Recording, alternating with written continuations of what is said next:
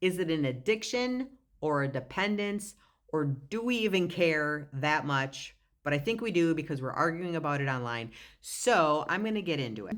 I hate this book, but for the sake of this argument, we're going to read the criteria for alcohol use disorder. The argument online is usually one of moral judgment, right? We need to stop that shit right now because we are stigmatizing the addiction community to save ourselves. And that is an inappropriate use of the distinction between an addiction or dependence, which, by the way, in the DSM, neither of those words exist except dependence when it comes to gaming. Okay, that's it. Those two words are kind of like layperson language right now that we're trying to split hairs from. Okay, hopefully this is going to put it to rest. Now, when you think of a substance use disorder, I just pulled up alcohol, they're all relatively the same. There are 11 criteria here, and this is basic stuff right now. 11 criteria, which I'm going to read. You only need to have 2 of these things in order for you to be considered having an alcohol use disorder. Now, if we want to interchange these with how you feel about psychiatric medication, you might be thinking a little bit differently, and we're going to clarify this in the very end. All right, number 1. A problematic pattern of alcohol use leading to clinically significant impairment or distress as manifested by at least 2 of the following occurring within a 12-month period. Number 1, alcohol is often taken in larger amounts or a longer period than was intended. 2, there is a persistent desire or unsuccessful effort to cut down or control its use. 3, a great deal of time is spent in activities necessary to obtain alcohol, use alcohol, or recover from its effects. 4, craving or strong desire or urge to use alcohol. 5, recurrent alcohol use resulting in a failure to fulfill major role obligations at work, school, or home. 6, continued alcohol use despite having persistent or recurrent social or interpersonal problems caused or exacerbated by the effects of alcohol. 7, important social, occupational, recreational activities are given up or reduced because of alcohol use.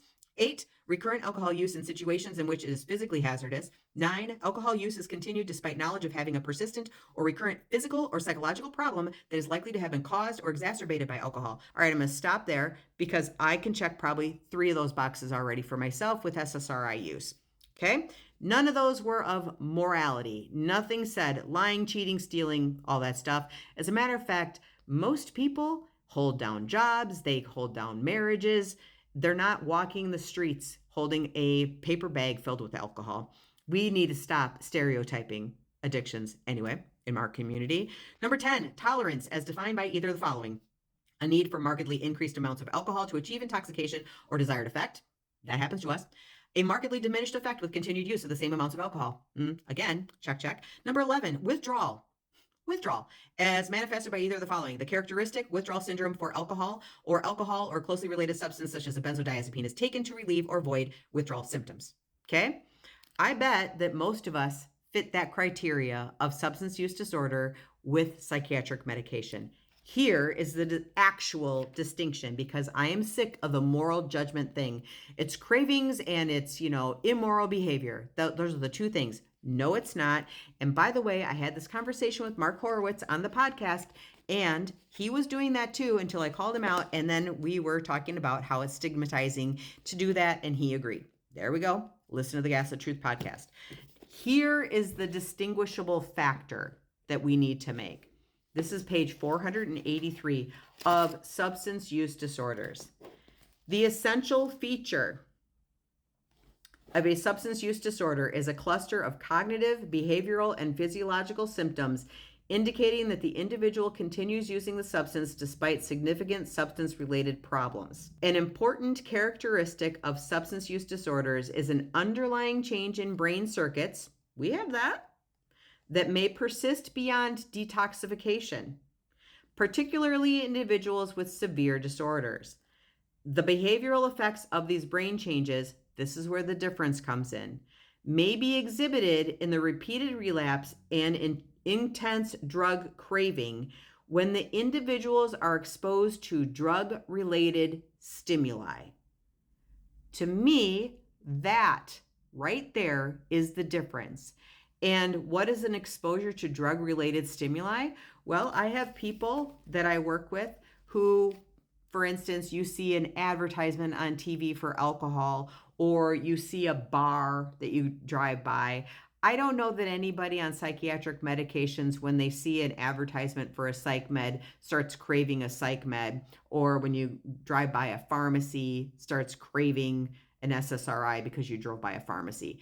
To me, that is the pretty much the biggest distinguishable difference is the stimuli that causes having that stimuli causes me to desire the thing. Otherwise, to be honest, it's very similar. So instead of this argument between communities, argument between ourselves, when we see someone who is in pain in our community, to be honest, I'm not here to split hairs about someone's lived experience. I myself said when I was going through this that I felt like I was an addict because I did. I had lots of withdrawal that made me want to use again, which is very similar in the substance use disorder communities. So instead of separating us, maybe some compassion for people who are going through this and expressing their pain and using whatever words that they want to use to express that pain. I hold back in correcting that because I think that's diminishing someone's personal experience. And if that's where they're at in their pain and they are so angry and they're pushing forward and they're making a platform to raise awareness and things like that, like I get it, but I don't think that we should be involved in this, I don't know, hyperfixation on this word at this point. Yeah, so maybe what we should be doing is bringing people together instead of splitting hairs and splitting us apart because, I don't want to be an addict. Neither do addicts, by the way. People who have addiction, they don't want to have addictions. People in psychiatric medications, they don't want to be on this stuff either. We have so much in common with each other from just a physiological perspective and a lived human experience perspective. Anyway, more peace, more love.